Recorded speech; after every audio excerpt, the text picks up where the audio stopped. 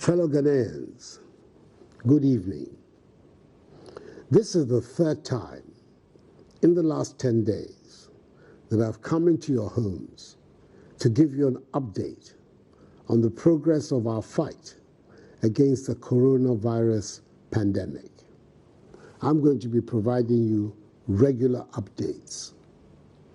On Sunday, 15th March, I briefed you about the enhanced measures taken by government to deal with the virus, which has so far infected 19 persons in the country. Unfortunately, one person who tested positive for the virus but had serious underlying health complications passed away in the early hours of today. I'm reliably informed that all the other 18 persons are doing well and are responding to treatment. Indeed, 8 of them are being managed from their homes in isolation. I am deeply humbled by the widespread nature of the support from you, the Ghanaian people, for the measures I have taken so far. Let me also commend both sides of Parliament for the expeditious and responsible manner in which they handled the passage of the Imposition of Restrictions Act, to which I have given assent.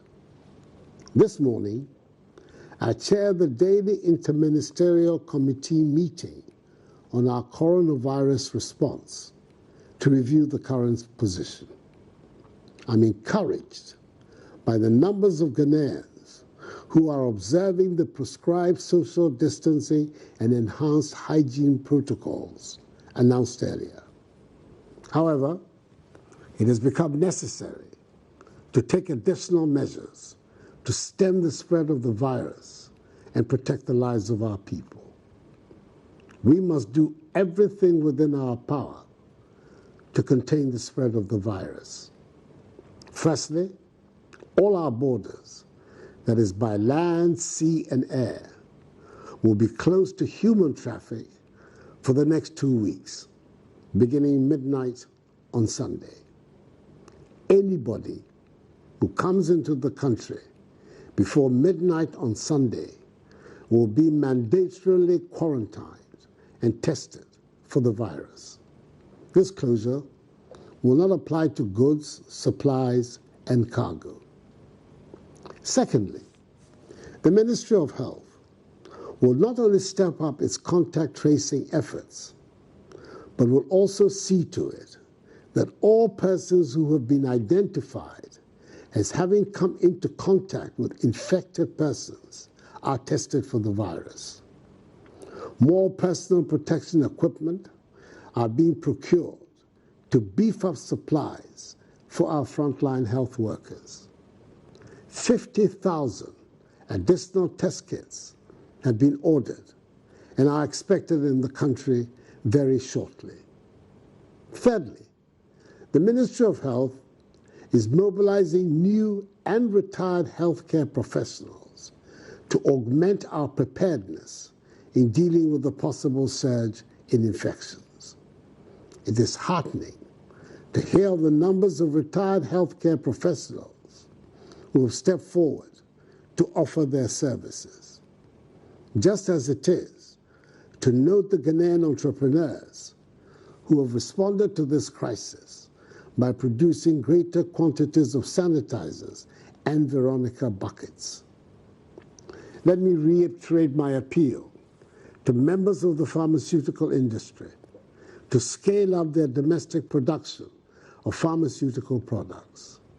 Government will do its best to support them.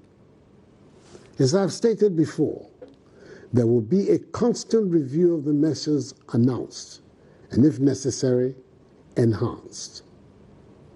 Fellow Ghanaians, the cases of localized infections require that we maintain strict self-discipline and continue to practice prescribed social distancing and enhanced protocols in all aspects of our daily lives.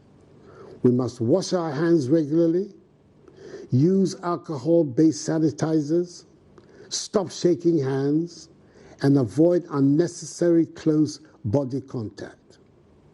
I am pleading with each and every one of you. Comply with these measures. Our survival is in our own hands. Whilst we continue to adhere to these measures and wrap up our efforts to defeat this virus, I urge all of us also to seek the face of the Almighty. So on Wednesday, 25th March 2020, I appeal to all Ghanaians, Christians and Muslims, to observe a national day of fasting and prayer. Let us pray to God to protect our nation and save us from this pandemic. I thank the men and women of God who prayed for the nation with me on Thursday and with the Vice President on Friday for their intervention. I applaud the efforts and courage of Ghanaians in the forefront of the fight against the virus. Health workers, immigration officials, customs officials, civil aviation officials, airport staff, port health officials, police and military personnel, and other essential service providers for this yeoman's work you're doing. Our nation is deeply in your debt. Fellow Ghanaians, all that government is doing is intended to achieve 5 key objectives. Limit and stop the importation of the virus. Contain its spread. Provide adequate care for the sick. Limit the impact of the virus on social and economic life. And inspire the expansion of our domestic capability and deepen our self-reliance. There are obvious difficulties ahead of us, and we should all brace ourselves to face them. I will be transparent with you and not shirk from sharing with you the realities of our situation. But I am determined to take whatever steps are necessary to safeguard our society, our economy, and our future.